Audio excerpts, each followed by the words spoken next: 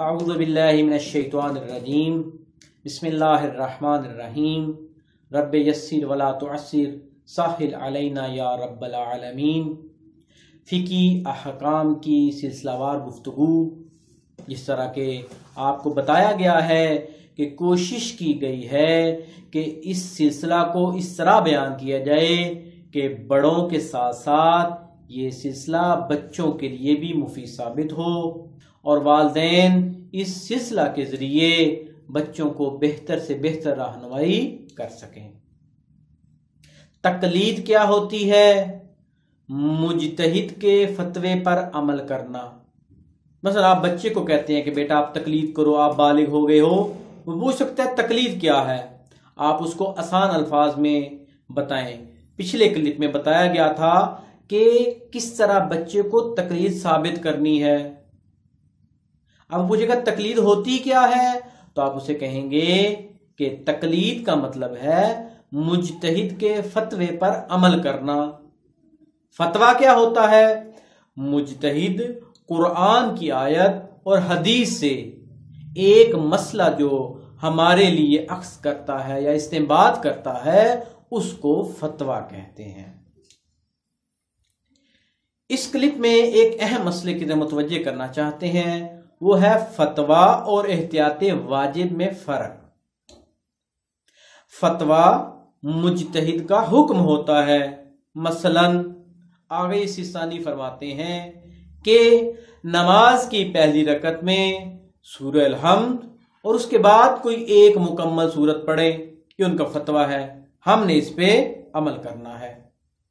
احتیاط واجب کیا ہوتی ہے؟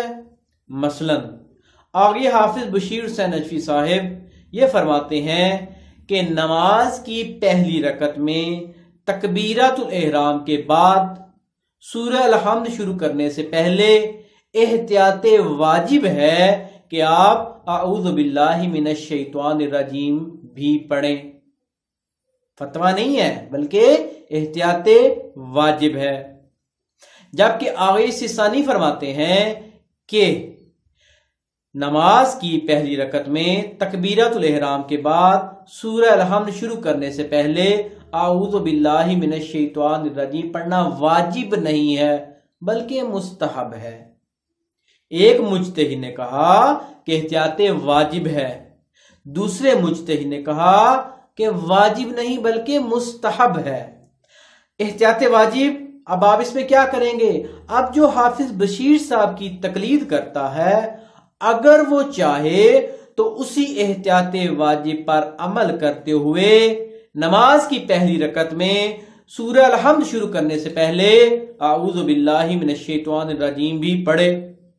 لیکن اگر وہ چاہتا ہے کہ میں اس احتیاط پر عمل نہیں کرنا چاہتا، تو چونکہ یہاں پہ حافظ بشیر صاحب نے فتویٰ نہیں دیا بلکہ احتیاط واجب لگائی ہے، احتیاط واجب والے مسئلے میں تقلید کرنے والا چاہے تو اسی احتیاط عمل کرے، چاہے تو فقط اس مسئلے میں ایک ایسے مجتہد کے فتوے کی طرف چلا جائے کہ جو اعوذ باللہ کو واجب نہ سمجھتے ہوں۔ مثلا آگے یہ سیستانی، پس جو حافظ صاحب کی تقلید کرتا ہے، اگر وہ چاہتا ہے کہ احتیاط واجب والے مسئلے میں حافظ صاحب کی احتیاط پہ عمل کروں تو اس کو چاہیے کہ اعوذ باللہ من الشیطان الرجیم بھی پہلی رکعت میں پڑھے۔